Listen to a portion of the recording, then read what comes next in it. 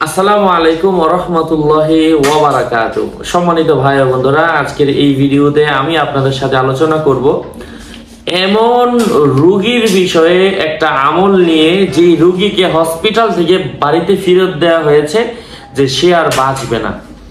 এমন রোগীদের জন্য সর্বশেষ কঠিন কিছু আমল আজকে আপনাদের সাথে আমি এই ভিডিওতে আলোচনা করব ইনশাআল্লাহ।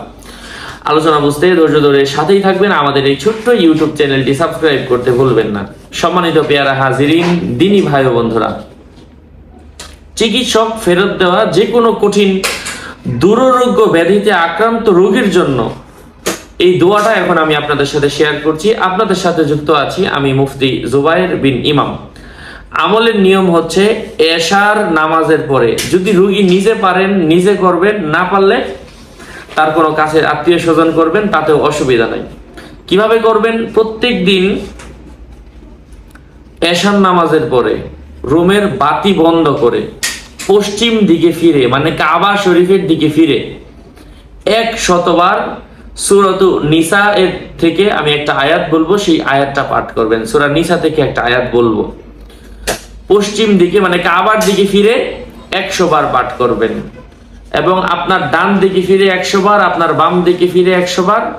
কাবার এবং আপনি যেদিকে মুখ করেছিলেন সবার প্রথমে কাবার দিকে, কাবার বিপরীত দিকে ফিরে আবার 100 বার ওই জায়নামাজের মধ্যে বসে এশার নামাজের পরে। তাহলে 4 দিকে 400 বার পড়া হলো, মানে পূর্ব পশ্চিম উত্তর দক্ষিণ 4 দিকে 4 বার পড়বেন, 400 বার, 100 বার করে। তাহলে 4 দিকে 400 বার হবে।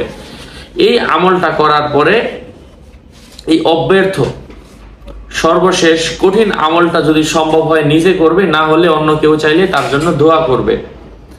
এই আমলটা সে করবে একাধারে 7 দিন। এর মধ্যে যদি পারে, অবস্থা মোটামুটি ভালো হয়, শুক্রবার থেকে আরম্ভ করলে ভালো হয়, আরেকটা শুক্রবারে শেষ হবে। এই আমলটা যদি এই নিয়মে করতে পারে এবং ওই রোগীটা এই 7 দিন বেঁচে থাকে, আল্লাহ তাআলা তাকে আরো বাঁচিয়ে রাখবেন। আর যদি দেখা যায় যে না, তার অবস্থা দিন দিন আরো খারাপের দিকে যাচ্ছে, তারপরেও তার মৃত্যু পর্যন্ত চাইলে আপনি আমলটা করতে পারেন। আর যদি দেখেন যে না, ডাক্তার বলেছে 1 মাস আগে মারা যাবে, তো আপনি এর আগের 7 দিন আমলটা করে কমপ্লিট করে ফেলেন। যদি আল্লাহ পাক তাকে বাঁচায় রাখেন, ইমানের সাথে বাঁচায় রাখবেন। যদি তার মৃত্যু হয়, ইমানের সাথে তার মৃত্যু হবে। সেই আয়াতটা হচ্ছে আউযু বিল্লাহি মিনাশ শাইতানির রাজীম, বিসমিল্লাহির রহমানির রহিম।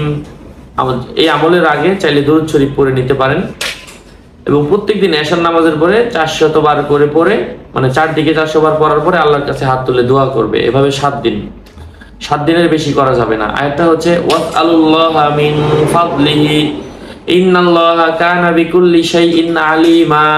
মহান আল্লাহ সুবহানাহু ওয়া তাআলা আমাদের সবাইকে আমলটা বেশি বেশি করে আমাদেরকে নেক হায়াত দান করেন এবং যারা দুরারোগ্য ব্যাধিতে আক্রান্ত আছেন, আল্লাহ পাক তাদেরকে সেই ব্যাধি থেকেও মুক্ত দান করেন। আমিন। আসসালামু আলাইকুম ওয়া রাহমাতুল্লাহি ওয়া বারাকাতুহু।